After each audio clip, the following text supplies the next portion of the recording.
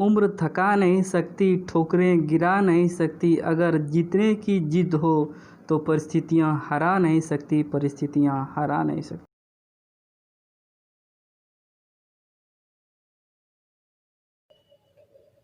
नमस्कार दोस्तों, आप सभी का स्वागत है आपके अपने चैनल पाठशाला पे। तो आज हम लोग लूसेंट का फिजिक्स पढ़ेंगे। हम लोग क्या पढ़ेंगे? लूसेंट का physics, A to Z physics पढ़ेंगे लूसेंट का। जितना भी लूसेंट बुक में दिया हुआ है उसका एक एक करके फिजिक्स पढ़ेंगे।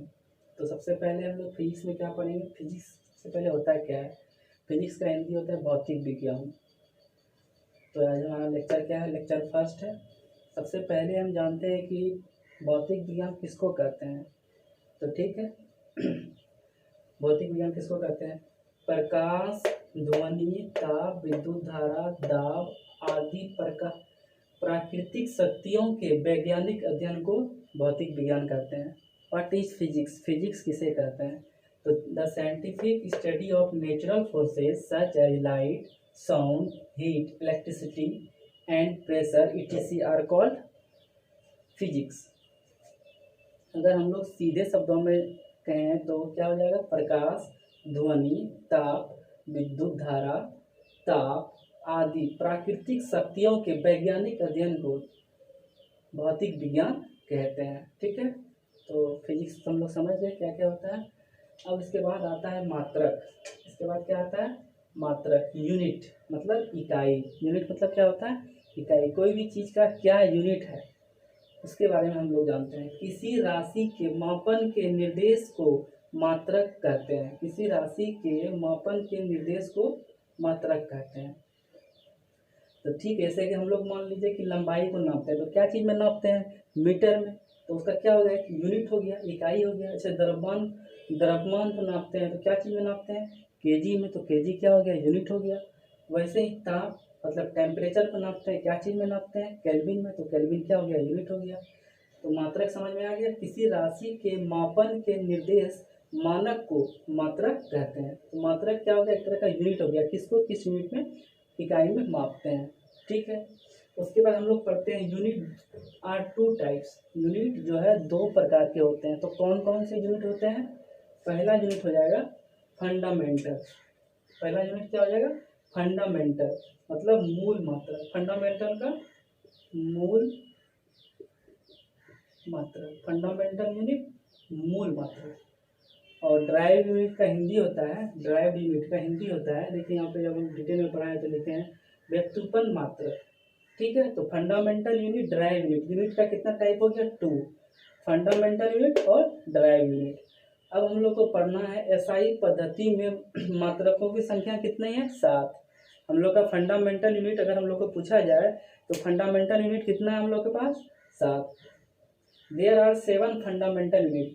फंडामेंटल यूनिट कितना हो गया? 7। कौन कौन सा उसको देखते हैं। इसका यूनिट पूछा जाता है एग्जाम में। जैसे कि लंबाई, लंबाई का क्या हो जाएगा? मीटर। लेंथ, लंबाई का क्या हो जाएगा? Metre.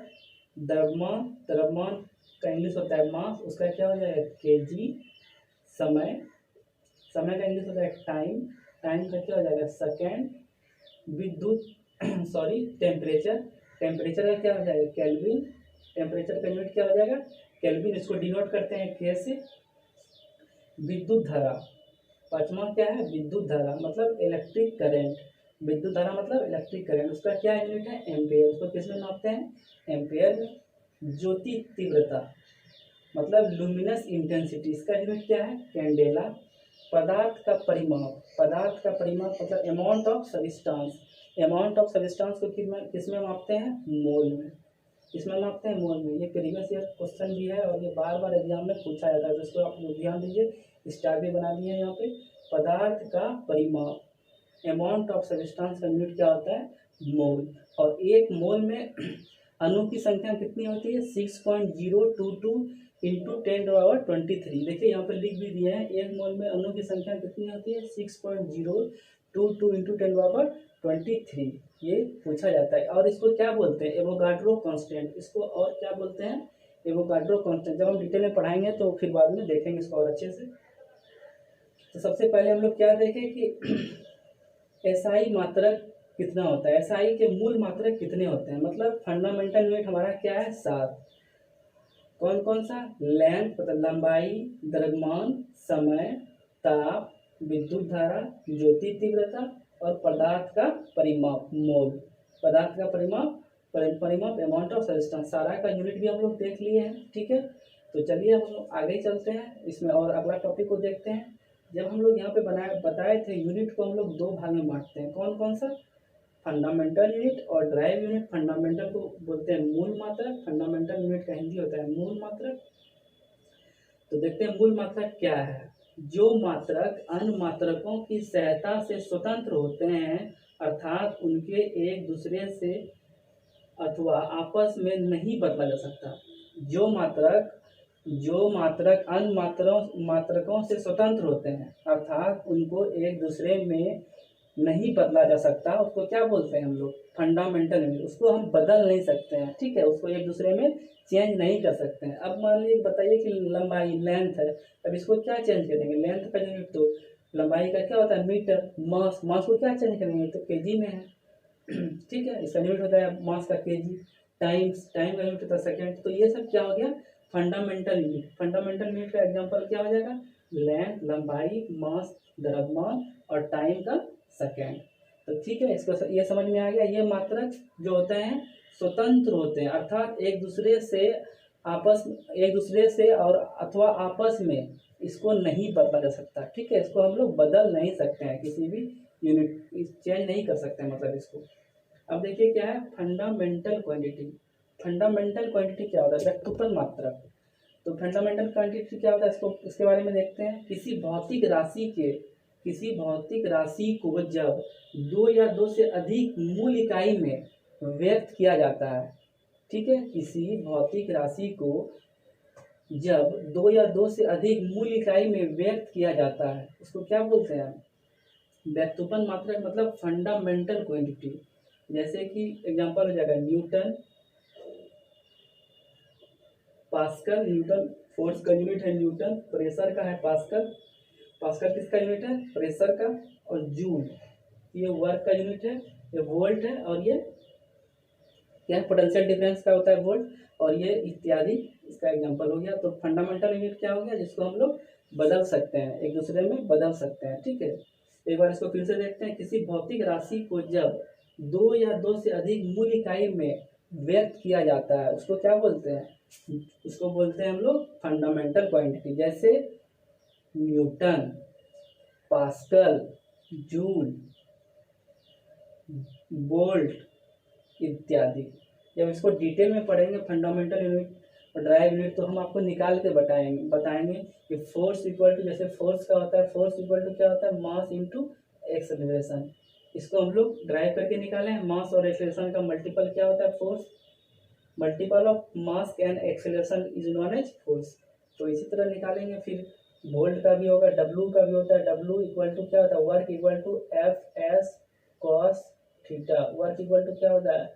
F S, W equal to F S cos theta. फिर फोर्स, वर्क हम कब बोलेंगे? जब फोर्स होगा और डिस्प्लेसमेंट होगा। फोर्स होगा और डिस्प्लेसमेंट होगा तो हम लोग क्या बोलेंगे? उसको वर्क बोलेंगे। तो इसको वर्क को क्या बोलते हैं? W equal to F S cos theta, force into displacement. ठीक है, तो चलिए उसके बाद हम आगे देखते हैं। आगे क्या है? 1 न्यूटन। ये क्वेश्चन बार बार पूछा जाता है, आरआरबी ग्रुप डी में भी आया है क्वेश्चन। आरआरबी ग्रुप डी में बहुत बार पूछा गया है, एनटीपीसी में कई बार पूछा जाता है। 1 newton equal to 10⁵ dyne. 1 newton बराबर 10⁵ डाइन।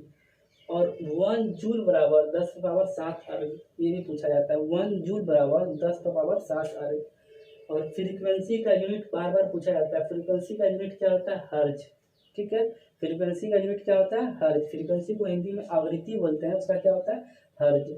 और यहाँ पे जो हम लोग डिस्कस किए थे पदार्थ का परिमाप मतलब अमाउंट ऑफ सब्सटेंस, तो उसमें बताना मतलब बताए नहीं थे डिटेल में, यहाँ पे बता रहे हैं। 1 मोल इक्वल टू क्या होता है? 6.022 × 10⁻23। उसी को हम लोग एवोगाड्रो कांस्टेंट भी बोलते हैं। एक मोल में कितना अणु होता है? 6.022 × 10⁻23। उसको एवोगाड्रो कांस्टेंट भी बोलते हैं। अब देखिए त्रिक बिंदु मतलब ट्रिपल पॉइंट क्या होता है? ट्रिपल पॉइंट ऑफ वाटर 1/273.16 भाग को हम लोग क्या बोलते हैं? केल्विन। 1/273.16 भाग को क्या बोलते हैं हम लोग, केल्विन बोलते हैं। ठीक है, तो ठीक है, इतना आप लोग। और उसको डिनोट क्या क्या चीज़ से डिनोट करते हैं, इट इज़ डिनोटेड बाई के, इसको हम लोग के से डिनोट करते हैं। ठीक है, इसके बाद हम लोग पढ़ेंगे स्केलर और वेक्टर। ठीक है, स्केलर क्वांटिटी क्या होता है उसके बारे में भी पढ़ेंगे, और वेक्टर क्वांटिटी क्या होता है उसके बारे में भी पढ़ेंगे। ठीक है, तो स्केलर के बारे में आप लोग को थोड़ा सा बता देते हैं। तो चलिए देखते हैं, हम इसके आगे देखते हैं फिजिकल क्वांटिटी। फिजिकल क्वांटिटी क्या होता है, फिजिकल क्वांटिटी दो तरह का होता है। ठीक है, फिजिकल क्वांटिटी तो आपको हम बता चुके हैं।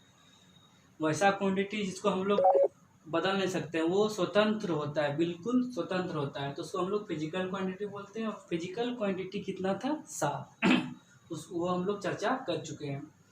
तो हम लोग देख रहे हैं physical quantity are 2 types. Physical quantity जो होते हैं दो तरह के होते हैं। फिजिकल क्वांटिटी दो तरह के होते हैं, कौन कौन सा, तो चलिए देखते हैं। हम लोग देखते हैं स्केलर क्वांटिटी और वेक्टर क्वांटिटी। स्केलर क्वांटिटी का हिंदी होता है आदिश राशि, और वेक्टर क्वांटिटी का हिंदी होता है सदिश राशि। ये काफ़ी इम्पोर्टेंट है, वेरी वेरी इंपॉर्टेंट है, इससे क्वेश्चन पूछा जाता है। Which of the following is scalar और वेक्टर, इनमें से कौन सा क्वांटिटी जो है स्केलर क्वांटिटी और वेक्टर क्वांटिटी है।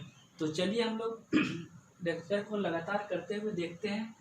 आदिश राशि के बारे में पढ़ते हैं, मतलब स्केलर क्वांटिटी के बारे में हम लोग अभी पढ़ रहे हैं।